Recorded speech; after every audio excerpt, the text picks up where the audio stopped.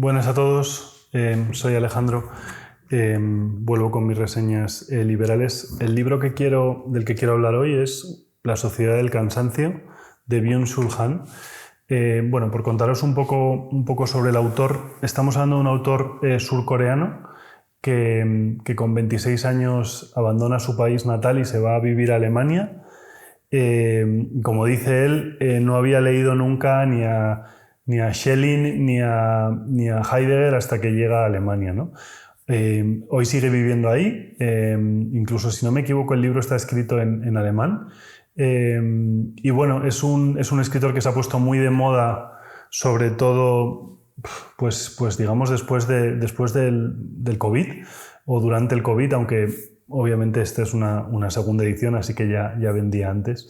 Y bueno, o sea, quiero hablar de... No es un libro liberal para nada, pero sí que quiero explicar por qué quiero reseñarlo, ¿no? O sea, al final, él habla de la sociedad del cansancio y los conceptos que toca Byung-Chul Han siempre son parecidos y algo repetitivos, aunque bueno, entiendo que claro, cada uno escribe sobre lo que le preocupa, ¿no? Él habla mucho de una sociedad de transparencia, de la sociedad de la transparencia, del exhibicionismo, que entiendo que tiene mucho que ver pues con las redes sociales, etc. Y quería enlazarlo y hacerlo justo después de la reseña de Pinker, porque tiene mucho que ver. O sea, Pinker, por ejemplo, habla de las redes sociales para evitar, pues, por ejemplo, el populismo, ¿no? Entonces es una visión, vamos a decir, filantrópica contra esta visión pues más misantrópica de la realidad, ¿no? De todos los riesgos que tienen, por ejemplo, las redes sociales.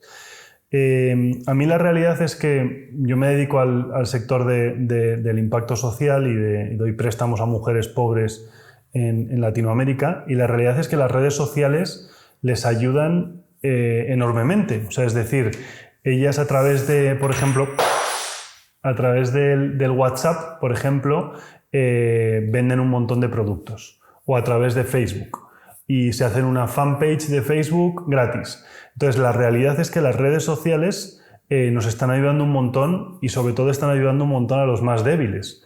Entonces, para mí la preocupación grande no es si hay un niño en la costa oeste que se mete mucho en Facebook.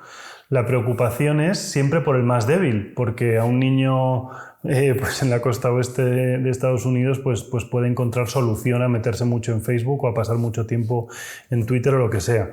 Sin embargo, yo creo que las redes sociales están haciendo una labor fundamental en ayudar a que haya gente que sale de la pobreza. O sea, yo, sin ir más lejos, cuando monté mi empresa hace 5 años tenía que pagar por llamar por Skype, y ahora de repente me encuentro con que llamo a mis clientas y las financio muchas veces a través de WhatsApp. Por no hablar de, por ejemplo, WeChat o cualquier otra de estas redes sociales en las que está incluido el método de pago, ¿no? Entonces, para mí la gran ventaja y la crítica que yo le haría a Byung-Chul Han es que está muy bien que se hable de Occidente, pero la realidad es que cuando quieres hablar de a quién debes proteger, yo creo que debemos ponernos el velo de Rawls y decir yo voy a proteger al más débil. Y la realidad es que las redes sociales no solo no hacen daño al más débil, sino que le ayudan. O sea, en estos países, en la base de la pirámide, las redes sociales es una herramienta para comerciar, ¿no? Y luego ya volviendo al libro, él habla de un Prometeo cansado, ¿no? O sea, él habla de quién le robó digamos, el fuego a los dioses, cansado y hastiado. Y creo que es un concepto, bueno, para empezar, muy alemán, ¿no? O sea, al final es Schopenhauer o Nietzsche, pero en el siglo XXI, porque Schopenhauer ya hablaba digamos, del hastío, ¿no? O sea, de esa voluntad que necesitamos para salir de esta irracionalidad o de este nihilismo, ¿no? Entonces, ¿por qué lo he elegido finalmente? Decir que lo he elegido porque es el capitalismo el sistema que nos permite aburrirnos. O sea, es decir, cuando la gente trabajaba 14 horas en la revolución industrial, no había tiempo para aburrirse. Cuando la gente trabajaba de lunes a domingo en la revolución industrial, no había tiempo para aburrirse. Pero ¿qué ocurre? Que cuando, como comentaba el otro día, cuando tardas en hacer una bombilla un segundo de tu trabajo y tienes la bombilla versus 40 horas para tener una vela, pues te das cuenta que te sobra mucho el tiempo.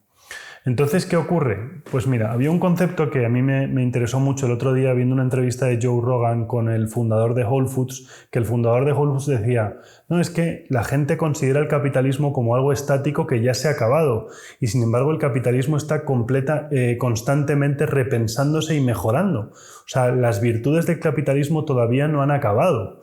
Entonces, diría lo mismo sobre este libro. O sea, nos estamos cansando porque de repente hemos solucionado los problemas más importantes de la humanidad, que era sin duda el hambre y la pobreza, o lo hemos solucionado fundamentalmente.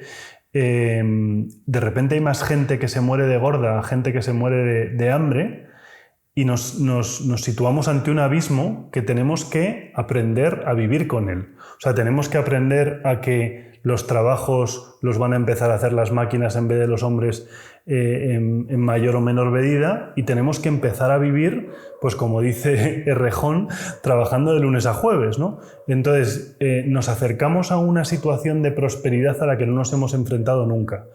Y entonces, bueno, pues va a haber un abismo, va a haber un cansancio y va a haber un tiempo en el que no sepamos a qué nos vamos a dedicar. Pero, sin embargo, nos acercamos sin duda y estadísticamente hablando al mejor mundo de los que hemos conocido, ¿no?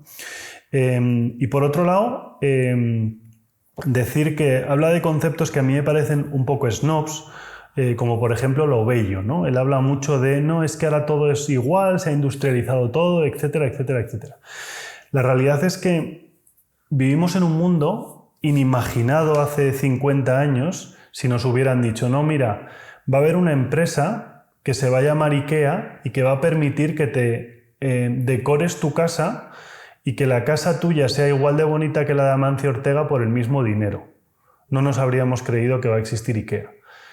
Pero no solo eso, sino que IKEA no solo no destruye su competencia, que es lo que ocurría antes con las empresas de muebles, sino que las empresas de muebles se quieren poner cerca de IKEA, porque no solo no compite, sino que coopera con su competencia. Y va a llegar otra empresa que va a coger los mejores estilos que haya en los mejores desfiles de modelos del mundo y lo va a hacer por precios irrisorios, y se llama Inditex, y nos va a permitir que los más débiles se vistan igual de bien que los más poderosos. Entonces, claro, ¿qué ocurre?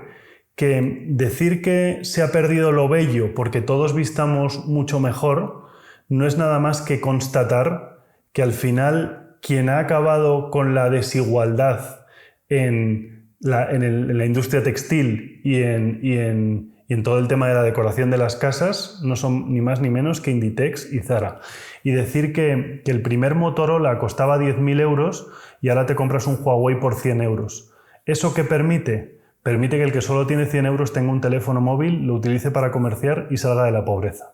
Entonces, esta sociedad del cansancio y de las preocupaciones nuevas que tenemos, como las depresiones o, por ejemplo, el pico de tasas de suicidio, no son más que la constatación del triunfo de las relaciones voluntarias, de comprar y vender. O sea, vivimos en un mundo tan inimaginablemente bueno hace unos años que uno nos sobra tiempo, otro nos planteamos cosas que no nos planteábamos antes y obviamente hay gente que no lo sabe sobrellevar y sube la tasa de suicidios. Entonces, ¿qué tenemos que hacer?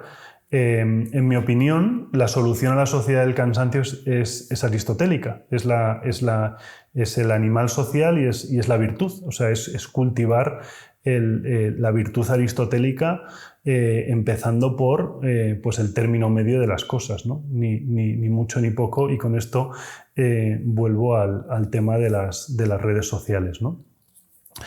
Y bueno, mi siguiente reseña volverá a ser sobre Kant, en un ensayo muy corto que se llama En defensa sobre la paz perpetua o la paz perpetua, y que me interesa mucho porque creo que habla de la influencia que tiene la filosofía en nuestra sociedad. Así que muchas gracias a todos.